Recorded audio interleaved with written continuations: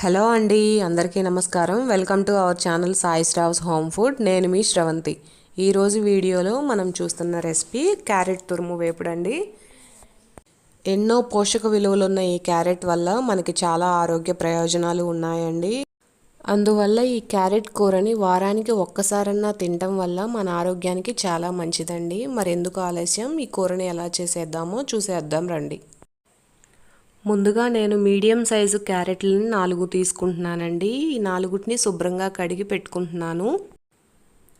ఈ క్యారెట్ని తురుము పక్కన ఉంచుకోవాలి. ఒక పెద్ద సైజు ఉల్లిపాయ తీసుకొని వాటిని చిన్న చిన్న ముక్కలుగా కట్ చేసుకొని పక్కన ఉంచుకోవాలి. మందపాటి కడాయిని స్టవ్ మీద పెట్టుకొని పోపు రెడీ చేసుకుంటున్నానండి. కొంచెం ఆయిల్ వేసుకొని పోపు దినుసులు వేసుకొని ఆవాలు చిటపటమన్నాక కరివేపాకు ఉల్లిపాయ వేసుకుంటున్నాను.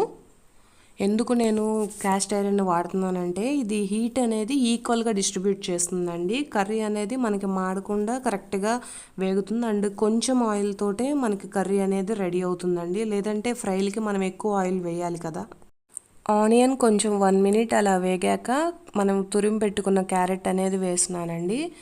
కొంచెం అది నిదానంగా తిప్పుకోవాలి. ఫ్లేమ్ అనేది మనం మీడియంలోనే ఉంచుకోవాలి. క్యారెట్ వేసుకుంటున్నాం కదా, ఇప్పుడు సాల్ట్ వేసుకుందామండి.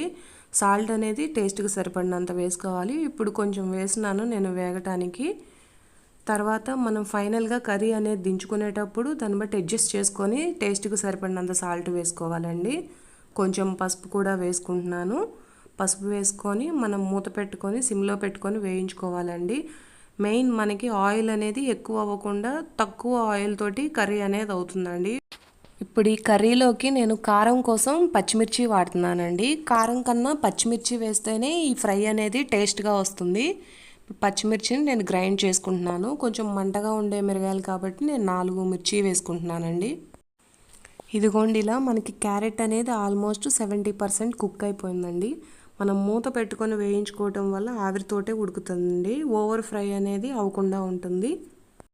ఇందులోకి అల్లం వెల్లుల్లి పేస్ట్ 1 టేబుల్ స్పూన్ వేసుకోవాలండి. మనం గ్రైండ్ చేసి పెట్టుకున్న చిల్లీ పేస్ట్ అండ్ అల్లం వెల్లుల్లి పేస్ట్ని ఇప్పుడు వేసుకోవాలి. పేస్ట్ మొత్తం కర్రీలో కలిసేలా కలుపుకోవాలండి. కలుపుకొని ఫ్లేమ్ అనేది మీడియంలోనే ఉంచుకొని ఒక 5 మినిట్స్ ఫ్రై అవ్వనివ్వాలి.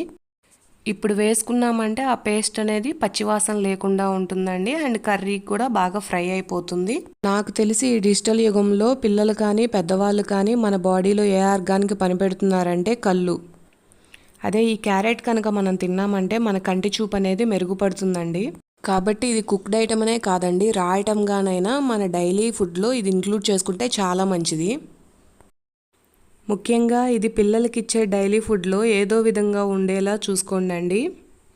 ఈ ప్రాసెస్లో కనుక మీరు క్యారెట్ తురుము వేపుడు చేశారంటే స్వీట్నెస్ అనేది అనిపించదండి. స్వీట్గా ఉంటుందని అవాయిడ్ చేసే వాళ్ళు కూడా చాలా ఇష్టంగా తింటారు.